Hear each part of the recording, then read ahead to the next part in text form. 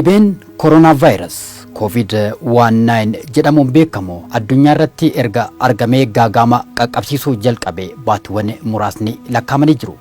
Yeroo gabaabaa kana keessatti addunyaa irratti bal'inaan tamsa'anii qabamanii jiru. Dhibeen kun ammasii saffisa olaanaadhaan addunyaa irratti tamsa'u irratti argama.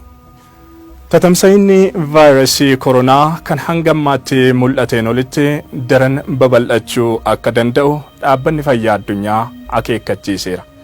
Dhibeen addunyaa raasaa jiru kun biyya keenya dabalatee keessumaa biyyoota Afrikaa dhaabbilee fayyaa ga'aa ogeessaa fi meeshaalee wal'aansaa ga'aa hin qabnetti gaagaamni hordofsiisuudhaaf danda'u daran hammaataa ta'uu akka danda'u hedduun itti waliif galu.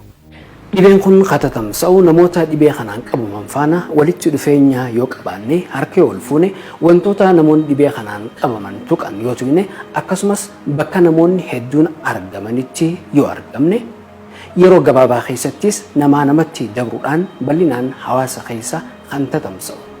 Kanaafuu uummanni keenya dhibee hamaa saffisaan tamsa'uun lubbuu kumaatamootaa galaafataa jiru kanarraa of eeguuf harka ofii amma saamunaan dhiqachuun kana malees saanitaayizaroota harkaa fi alkoolii fayyadamuun qulqullina isaa eeggachuudhaan bakka namoonni hedduun itti argaman kanneen akka walgahii, cidhaa, boo'ichaa, bakkeewwan ispoortii fi gabaarraa of qusachuun akkasumas geejjiboota namoonni hedduun bakka tokkotti itti fe'aman gargaaramuurraa of qusachuudhaan harka ol fuudhuu fi walitti siquu dhiisuun walirraa fagaachuun taa'uu, deemuu, dhaabbachuun wantoota tuttuqaan harka namaa itti heddummatan kanneen akka qarshii, ATM, furtuu balbalaa, liiftii, waraqata, teessuma, minjaalaa fi kan kana fakkaatan of eeggannoon harka ofii golguu fi haguuguun tuquun yoo harka keenyaan tuqne immoo harka keenya saamunaadhaan dhiqachuudhaan akkasumas bakkoota tuttuqaan itti heddummatan gogaa isin qofaasise yoo ho'i qaama keessanii garmalee dabale kana malees immoo yoo qoonqoo keessan irratti dhukkubbiin isinitti dhaga'amee fi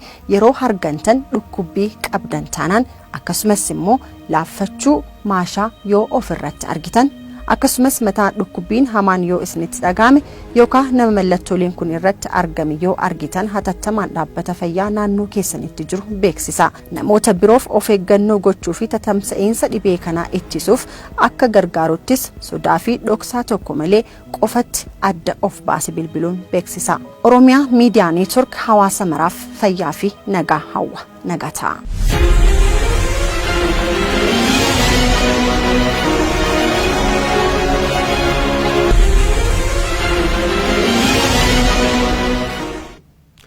jirtu daawwattoota Oromiyaa Miidiyaa Neetwork odeeffannoo haaraa tatamsa'ina vaayirasii koronaa wajjin wal qabatee simbira gahuutti jirra. Tatamsa'ina vaayirasii koronaa hordofee Itoophiyaa keessatti namoonni vaayirasii kanaan qabaman 23 gahanii jiru. Tatamsa'ina vaayirasichaa hordofuudhaan naannoleen garaagaraa tarkaanfiiwwan garaagaraa fudhachuutti jiru. Tatamsa'ina vaayirasii koronaa to'achuuf mootummaan naannoo Oromiyaas murtoo dabarsee jira. Gaagama sababa dhibee kanaan dhufuu danda'u ummata irraa baraaruuf jecha murtoowwan 12 dabarsuusaa mootummaan naannoo Oromiyaa beeksisee jira. Haaluma kanaan geejjibni magaalaa keessaa akka taaksii, baajaajii, motorsaayikilii, gaarii fi kan kana fakkaatan guutumatti akka dhaabbatan akkasumas sochiin geejjiba uummataa naannolee qaxxaamuru guutumatti akka dhaabbatu murtaa'ee jira. Sochiin geejjiba uummataa naannolee Oromiyaa keessatti taasifaman dandeettii fe'umsaa isaanii parsantii 50 qofaan tajaajila akka kennan tajaajila yeroo kennanis kallattii ogeeyyiin fayyaa kennanii of eeggannoo cimaadhaan qofa raawwachuu akka qaban murtaa'eeti jira.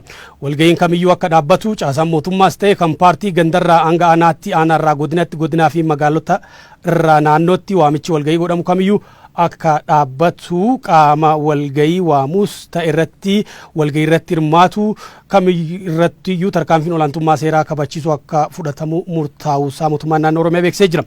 Amma danda'ametti uummatii naannichaa sadarkaa gandaatti qe'eesaa keessaa akka turu sochii baadiyyaarraa gara magaalaatti taasifamurraas akka of daangeessuu murtaa'eeti jira.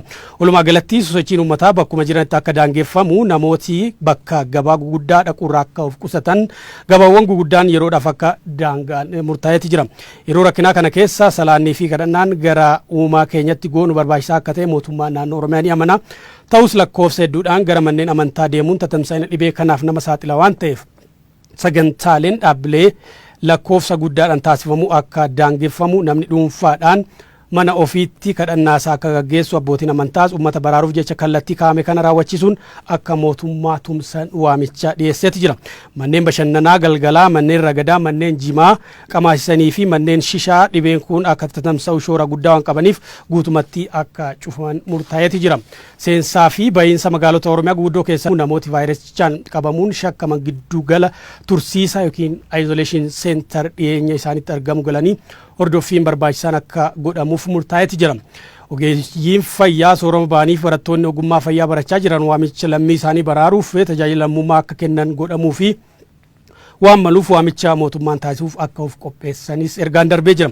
Yuunivarsiitiiwwan naannoo Oromiyaa keessa jiran kolleejjoonni giddugaloonni dargaggootaa manneen barnootaa namoota vaayirasii kanaan qabamuun shakkamaniif bakka tursiisaa yookiin isolation center ta'anii tajaajiluuf akka qophaa'anis murtaa'eeti jira. Manneen hojii mootummaa tajaajila kennuu kan itti fufan ta'us hojjettoota murteessoo ta'an qofa hambisuun kanneen biroo murtoo hooggansa dhiyootti argamuun boqonnaa akka ba'an iddoo hojii fi geejjiba waliin keessatti gorsa ogeeyyii fayyaatiin kenname. Naamusa cimaan hojiirra oolchaa tajaajiloota murteessaa ta'an qofa akka kennan murtaa'eeti jira.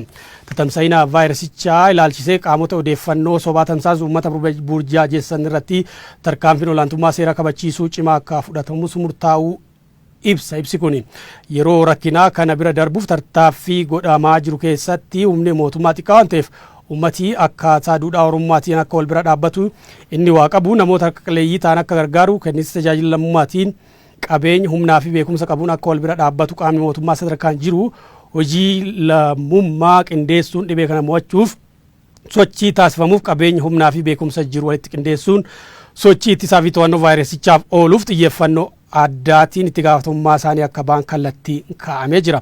Murtoon mootummaan naannoo Oromiyaa uummata isaa balaa dhibee vaayirasii kanaatiin dhufurraa ittisuuf dabarse qaamotii nageenyaa olaantummaa seeraa kabachiisuudhaan akka raawwachisanis ajaji darbee jira. Mootummaa naannoo Oromiyaa bitootessa 21 Finfinnee. Oduu wal fakkaatuun naannoleen garaagaraa murtoo garaagaraa fudhataa jiru tatamsa'ina COVID-19 yookiin koronavaayirasii ilaalchisee. Tatamsa'ina COVID-19 hordofee naannoleen tarkaanfii fudhataa jiraniin mootummaan naannoo Amaaraa dilbata halkanii kaasee makiinonni kallattii kamirraayyuu akka naannicha hin seenne dhorkuu mootummaan naannichaa himee jira.